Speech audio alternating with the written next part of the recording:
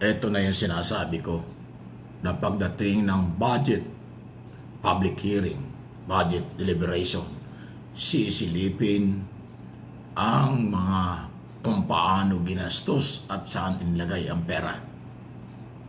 Sa unang salbo pa lang po sa Committee on Appropriations sa Kongreso, hinahanap na ng mga mamabatas kung saan kinamit ang confidential fund ng Office of the Vice President at Department of Education. Pakinggan po ninyo itong report na ito. Dahil mahalaga po ito. Pati yung COA na ipit kasi ayaw ilabas ng COA ang kanilang findings. Meron na palang findings eh. Sa pagsalang ng budget ng Commission on Audit sa House Committee on Appropriations, naging sentro ang issue sa confidential funds ng Office of the Vice President at Department of Education noong nakaupo pa si Vice President Sara Duterte. Ayon sa COA, nakapagsumite na ng liquidation reports ang OVP at DepEd. Meron na rin daw audit findings ang ahensya. Yun nga lang, because of the nature po of the funds which is confidential, so ano po yun, hindi po namin madidisclose. Pero giit ni Teachers Party List Representative Franz Castro, interesado ang taong bayan kung paano ginastos ang pondo. Kaya nagmosyon ng kongresista para ilabas ng COA ang mga hinihinging dokumento. May I therefore move, Madam Chair, to subpoena duces tecum be issued to COA for these AOMs or kung meron mang notice of disallowance or suspension issued to the Office of the Vice President and to the Office of the Department of Education. I so move, Madam Chair.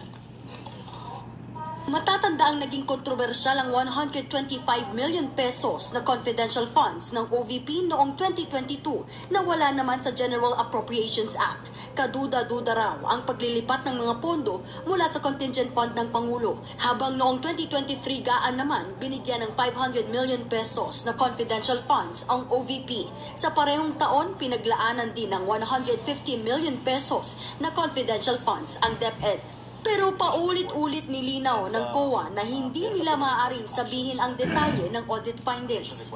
Dahil dyan, nagbabala si Gabriela Party List Representative Arlene Brosas na i-defer o ipagpaliban muna ang budget hearing ng COA. Gusto po namin malaman talaga kung ano ang pinagagastusan dito. And I'm sure very, very curious po ang lahat dito. Pero come 1 year, hindi pa natin malaman kung saan talaga ginasta. So, Madam Chair, I think we should defer this kung hindi nito maibibigay yung explanation sa atin. Sa huli, lumusot na rin sa komite at tinapos ang deliberasyon sa budget ng ahensya. Nagkomento naman si DepEd Secretary Sonny Angara sa pahayag kamakailan ni VP Sara tungkol sa umano'y mishandling o hindi tamang paggastos ng 2024 budget, hindi lang sa DepEd kundi sa lahat ng ahensya ng gobyerno. It's the COA who really knows if there was mishandling. So, pagharap namin sa Kongreso, usually mga tinatanong sa amin, sa House of Representatives, sa Senado, tinatanong yung mga COA reports. Those are the reports that would indicate if there has been any mishandling or not. Sa August 27, Yan kasi ang problema. Sabi ng COA, confidential. Di ba kaya nga Commission on Audit? Sila po yung nagbabantay ng pera ng bayan. Meron na silang findings ayaw ilabas dahil confidential. So, paano yun? Nasaan ang katarungan dito?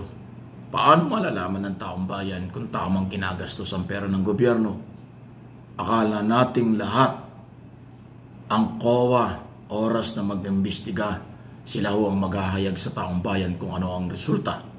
Kung merong katiwalian or wala. Tama ba o maling ginamit ang pera. Pero ngayon na sinasabi dahil confidential ito, hindi daw nila pwedeng ilabas ang resulta. Para saan pa ang COA? Ano yun?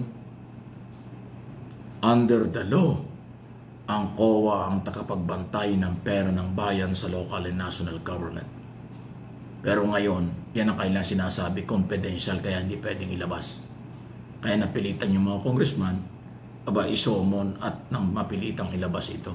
Kung ganyan ang policy ng COA, paano natin malalaman kung mayroong korupsyon o wala sa mga pondo ng pamahalaan noon at ngayon.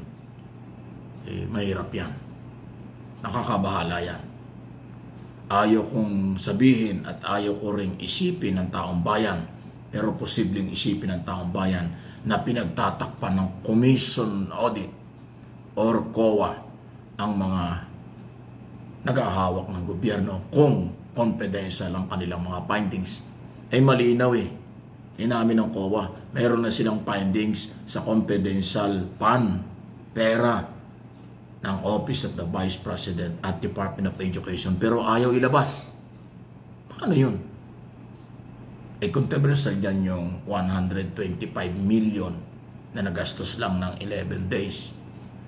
Masamang president yan para sa aking observation at pananaw. Kasi kung hindi niya ilalabas ang ganyang mga findings sa Office of the Vice President at Department of Education, so lahat na lang ng departamento, ahensya ng gobyerno, kapag sila nag-imbestiga, sasabihin lang confidential, hindi dapat ilabas. Ayan yan. Paano malalaman ng taong bayan? Nasaan yung karapatan ng taong bayan na malaman kung saan ginagastos ang pera nating lahat? People's money ang ginagastos ng gobyerno. Anong klaseng COA yan?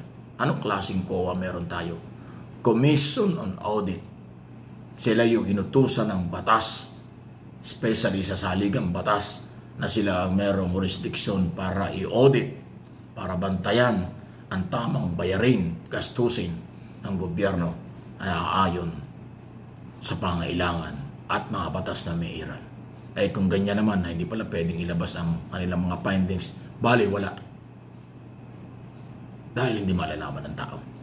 Palagay ko dapat gumawa ng batas ang Kongreso na obligahin ilabas ng COA ang lahat ng findings after ng kanilang pag-audit at investigasyon sa lahat ng ahensya ng pamahalaan. Kasi kung hindi, parang mapapagtakpan lang, parang mababaliwala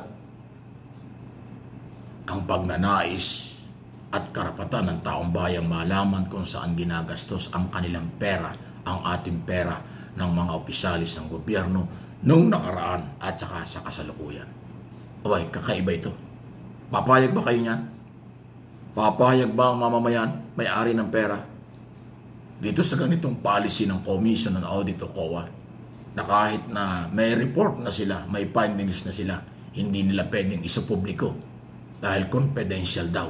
Anak ng confidential ang paggastos ng pera, pati ba naman yung inyong investigasyon at resulta, confidential pa rin. Anong klase? Salamat kayo na mamalat ako, pero hindi nakakatuwa itong mga nangyayari. Anyway, paki-like po ninyo ang ating mga video para makarating sa iba dito sa issue ito. Kahit nahirap akong magsalita, hindi po ako titigil ng pagbabantay sa ganitong mga balita na dapat nyo malaman. Kasi ako naniniwala, kayo, mga viewers, followers, subscriber ng aking mga channel, kayo ang may karapatan. Kahit sino pa, kahit yung kowang yan, huwag tayong papayag na itago nila, pagtakpan nila ang mga nakadududang paggastos sa pera ng bayan, pera ang taong bayan.